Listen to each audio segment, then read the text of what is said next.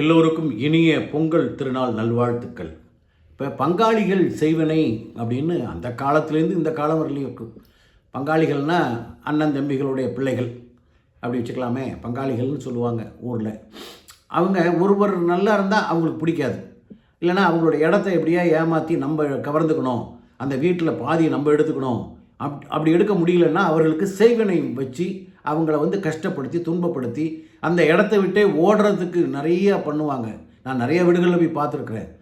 அந்த பங்காளிகளுடைய நல்ல 2 பாகமாக இருக்காங்க. ஒரு பங்காளி வீட்டில் இன்னொரு பங்காளி செய்வனை செய்து அவங்க நடக்க முடியாமல் சாப்பிட முடியாமல் ஒரு வியாதியாக்கி அவர்களே அந்த வீட்டை விட்டு அந்த இடத்த விட்டு போயிடுற அளவுக்கு செய்வனை செய்து வைப்பாங்க. இது காலம் காலமாக இருக்கக்கூடியது.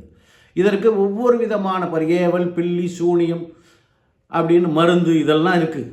இது எல்லாத்துக்கும் சேர்த்து மேக சஞ்சீவி அப்படின்னு ஒரு விஷயம் நான் கண்டுபிடிச்சிருக்கேன்.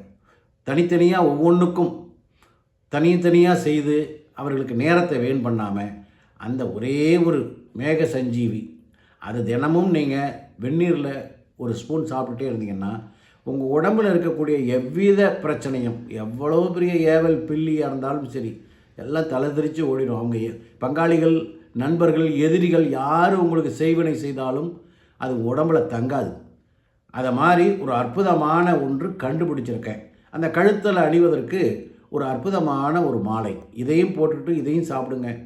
48 நாட்களில் எல்லாம் விலகி பரிபூர்ணமாக மற்றவர்கள் மாதிரி நீங்கள் சந்தோஷமாக சிறப்பாக உங்களுடைய வேலையை பார்ப்பீங்க, வாழ்க்கையில் முன்னேறுவீங்க. இது உங்களை உறுத்திக்கிட்டே இருக்கும். இந்த செய்வனைங்கிறது உங்களை தூங்க விடாது, சாப்பிட விடாது, வாழ்க்கையில் முன்னேற விடாது. வயிற்றில் மிகப்பெரிய பிரச்சனை உண்டு பண்ணிக்கிட்டே இருக்கும். நீங்கள் தயவுசெய்து அதிலிருந்து வெளியில் வாங்க. எனக்கு தொலைபேசியில் தொடர்பு கொள்ளுங்கள். அந்த மேக சஞ்சீவியை நான் அனுப்பிச்சி வைக்கிறேன்.